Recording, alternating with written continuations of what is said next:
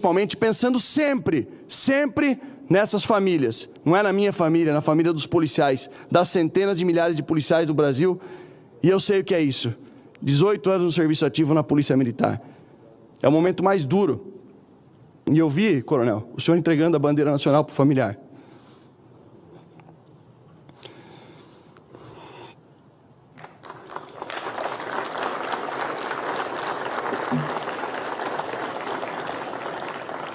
Para muitos, isso aqui é um pedaço de pano. As pessoas não sabem qual é o peso de entregar uma bandeira nacional para uma menina de 10 anos. Eu sei, o senhor sabe. A gente tem que lutar por eles. Eles não podem ser esquecidos nunca. Deus abençoe.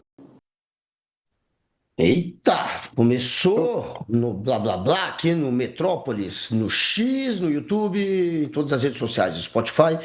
Começa com essa imagem do Guilherme Derrite, deputado federal, secretário de Segurança Pública de São Paulo, ex-policial da Rota, que é a polícia mais severa de São Paulo. Uma pessoa que tem 16 homicídios nas costas, investigado por 16 mortes. Alguém que dizia que policial bom é aquele que tem 3 mortes no currículo. Eu não sabia que ele era tão sensível assim. Começamos então com Guilherme Derrite, essa pessoa sensível, apesar de 16 homicídios nas costas e de exaltar a morte. Ele está ali muito emocionado no momento em que participou da homenagem dos policiais mortos na mega operação do Rio de Janeiro.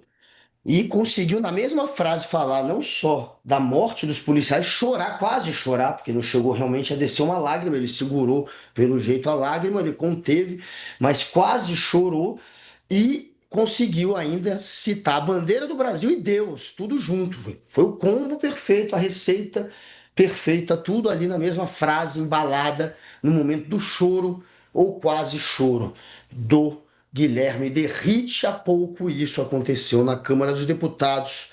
Boa tarde, Ricardo Noblar. Boa tarde, Guga. Pois é, tá vendo? A gente pensa que às vezes as pessoas, por defenderem causas extremas ou extremistas, não têm coração. Pelo jeito, o Derrite tem, ao Tem. modo dele, quer dizer, ele é capaz de carregar um currículo, como você disse, com 16 mortes, ele é capaz de dizer que soldado bom é aquele que tem 3 assassinatos, pelo menos, no currículo, quer dizer, 3 mortes, matou 3 pessoas no currículo. Depois até ele diz que se arrependeu muito de ter dito isso, não era isso que sentia, não era isso que pensava. É engraçado, porque é que a gente fala coisas que nem sente, nem pensa, como ele diz. E o Derrite agora veio para cá, né? Como ele é candidato ao Senado por São Paulo, ou pelo menos quer ser, e tem grande chance de ser, porque o Tarcísio de Freitas gosta muito dele, admira o trabalho dele. Se aumentou, como aumentou o número de mortes no período do governo Tarcísio de Freitas e Derrite, portanto, nos últimos 2, 3 anos, quase vai fazer 3 anos, é ainda assim o Tarcísio e o Derrite acho que está tudo bem. Tá. Então, o Derrite tem grande chance de se eleger governador. Aliás, me desculpe, senador por São Paulo. Mais ainda, Ele é o plano porque B para o governo.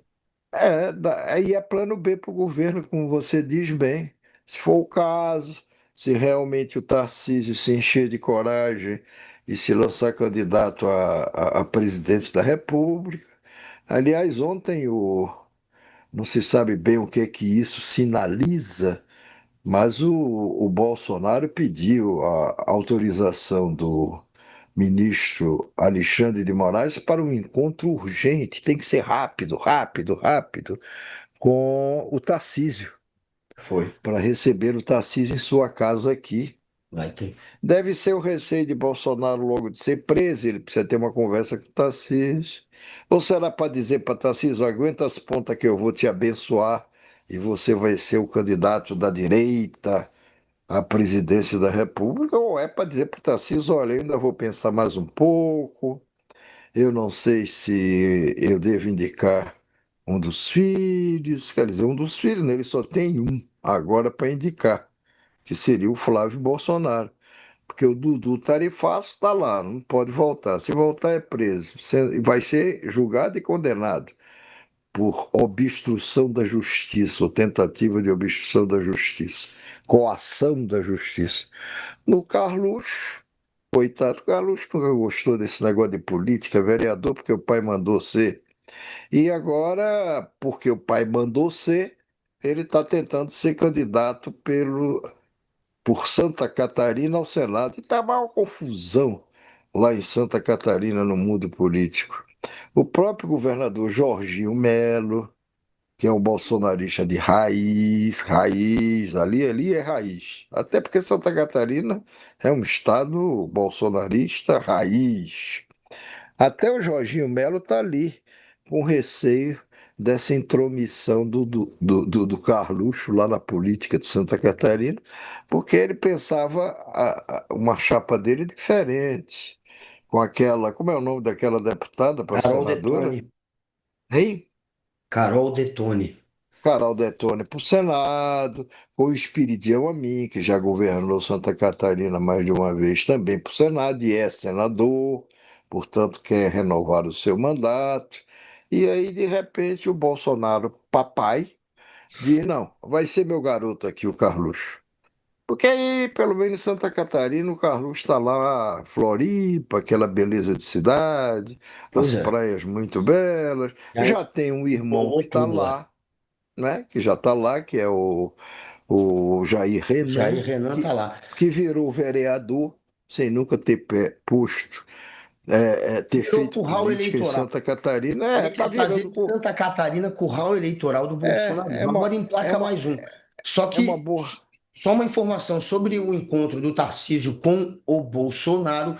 Diz o Igor Gadelha no Metrópolis que essa reunião foi pedida principalmente depois da pesquisa, da Paraná Pesquisas, que teria apontado o Lula, claro, à frente nas intenções de votos para presidente, porém na margem de erro ali embolado com o Tarcísio e até com a Michelle, mas com o Tarcísio principalmente. Então foi essa pesquisa, segundo o Igor Gadelha, que foi debatida com Valdemar da Costa Neto e Flávio Bolsonaro e que animou o Jair a se encontrar com o Tarcísio, e aí fica no ar agora a possibilidade do Bolsonaro sacramentar Tarcísio como candidato a presidente. Essa é a Por informação do causa Igor de uma Gadelha. pesquisa, por causa de uma pesquisa só, e logo da Paraná, que faz pesquisas, na maioria das vezes, não sei se É, na eles maioria queriam das mais. vezes, mas faz costumeiramente pesquisa encomendada pelo PL do Bolsonaro. Eu não estou querendo dizer com isso que a Paraná pesquisa forge pesquisas, longe de mim dizer isso em relação a ela ou qualquer outro dos institutos. Agora, eu sempre achei muito esquisito você ter um instituto ou fazer pesquisa para candidato, fazer pesquisa para o candidato ou para aquele mesmo partido que tem interesse naquelas eleições. Acho que uma coisa tem que ser desvinculada da outra. Acho que quem faz pesquisa para partidos não deveria fazer para meios de comunicação, nem ter seus resultados. Bom, mas enfim, isso pode ser coisa do jornalismo velho, porque o jornalismo novo tem outras regras. Mas voltando ao Derrite emocionado, ele tem, como eu estava dizendo antes, condições de se eleger senador, mais ainda porque o Dudu está fora dessa parada. Dudu está fora lá em São Paulo. Então, São Paulo abre-se ali um espaço grande, seja para os que apoiam o Tarcísio, seja para os que se opõem ao Tarcísio. O PT está muito de olho lá nessa campanha em São Paulo, porque vai precisar de candidatos fortes, seja Claro. para o governo de São Paulo, seja para o Senado, para deputados federais, porque mesmo que o PT não ganhe em São Paulo, pelo menos ele reforça a candidatura de Lula. Na última eleição, isso foi tão importante, com Haddad candidato ao governo, mesmo tendo perdido, que o Lula ganhou, por exemplo, do Jair Messias Bolsonaro na capital. Ganhou na capital. E diminuiu a diferença em relação, quer dizer, perdeu de menos do que poderia ter perdido no interior. Então, essa disputa de São Paulo, como sempre, será em todas as eleições a disputa mais importante, por ser o estado mais populoso, mais desenvolvido, um dos mais conservadores também, porque aí não é só Santa Catarina, não é só o Rio Grande do Sul, não é só o Paraná. A cidade de Agora, São Paulo não é conservadora, né? Mas já o estado é. Então, o Haddad, por exemplo, na eleição a presidente, ele ganhou do Bolsonaro em São Paulo, naquela primeira vitória do Bolsonaro. Mas ele na cidade. E na última eleição, o Lula, na cidade de São Paulo, também ganhou, na frente bem ganhou. do Bolsonaro, porém no estado inteiro, aí perdeu por 3 ou 4 milhões, não me lembro mais, 2 milhões, né, aliás. Enfim, perdeu. A- Mas na cidade não. Então o estado é Agora, conservador, a cidade não. agora é uma mera especulação, mas talvez esse momento de recolhimento, de tristeza do Derrite, de quase choro, como você disse, embora não tenha saído uma lágrima, mas isso não importa. A pessoa pode se comover, se emocionar, sem necessariamente chorar. O Bolsonaro é que é bom de choro, ele chora com Bom, facilidade, não sei o quê. bom. Mas o Derrite também, eu acho que talvez essa imagem de um homem capaz de se emocionar tenha a ver também com esses últimos dias que ele atravessou. Porque ele veio para cá, a chamada aqui para Brasília, reassumir o seu mandato, a chamada do Huguinho Mota, o presidente da Câmara, Huguinho Mota. Veja que trapalhada do Huguinho Mota. O Guilherme Mota tem lá uma proposta de uma lei antifacção do crime organizado, para combater o crime organizado, mandada pelo governo federal para ele. E aí ele podia ter escalado qualquer um nome ali dentro do plenário, enfim, que não precisasse ter que sair de algum estado, vir reassumir o mandato, se por acaso tivesse licenciado do mandato, que é o caso do Derrite. Aí não. Aí ele escolhe o cara, não, porque ele é secretário de Segurança Pública de São Paulo. Oi, mas também não é um dos maiores oponentes do governo Lula? E não seria necessário você ter, numa hora dessa, uma composição? Então, estão todos preocupados com essa questão da segurança pública e com razão. Com razão. Isso tem se agravado, só faz se agravar porque nunca se combateu para valer e com inteligência o crime organizado. Então, seria o caso do Guinho Mota, esse minúsculo presidente da Câmara dos Deputados, escolher uma pessoa que fizesse ali um meio de campo, não é? Não, mas tem que ser um cara da direita, direita mesmo extrema. Tudo bem, o Guinho Mota teria aqui, mas não. Aí ele vai buscar o cara, o secretário de Segurança Pública, com maior visibilidade que existe no país, ligado ao Tarcísio de Freitas, que faz oposição ao governo Lula, e traz justamente esse cidadão, e um cidadão polêmico, como a gente viu, né? Pelas declarações dele sobre isso, pelo aumento da letalidade, da morte de pessoas por policiais, desde que ele, Derrite, foi posto na Secretaria de Segurança Pública de São Paulo pelo Tarcísio de Freitas. Aí vai buscar logo o Derrite. Aí o Derrite chega aqui, não é desse meio, ele não sabe conviver direito com essas coisas, além de ser um extremista. Aí o cara chega aqui querendo ditar regra. Não, não vai ser assim, não. Vamos equiparar o crime organizado com o terrorismo.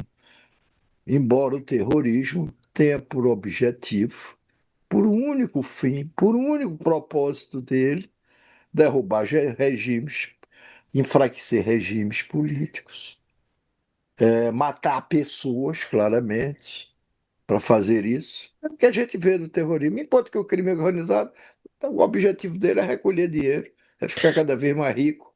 Agora vem Aí cá. traz o Derrite para isso. Aí o Derrite chega aqui ditando regras. Não, agora vai ser assim, vamos equiparar o crime organizado com o terrorismo, que isso é para poder dar margem a uma intervenção estrangeira, mesmo à distância, mesmo à distância. Não, o Brasil está aqui, ó. O próprio Congresso aprovou aqui uma coisa dizendo que tem terrorismo lá, portanto, vamos nos prevenir contra o Brasil. Esse era um dos pontos. O outro, que ele chegou aqui também querendo ditar regra, o senhor Derrite. Não, não, não. A Polícia Federal não se mete mais em investigação nos estados, só se o Ministério Público Estadual pedir.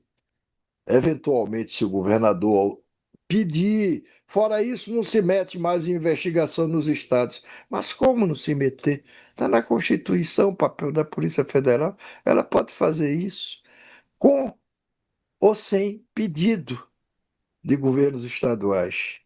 Que, por sinal, é bom destacar, a segurança pública também está lá na Constituição, é principalmente problema dos estados.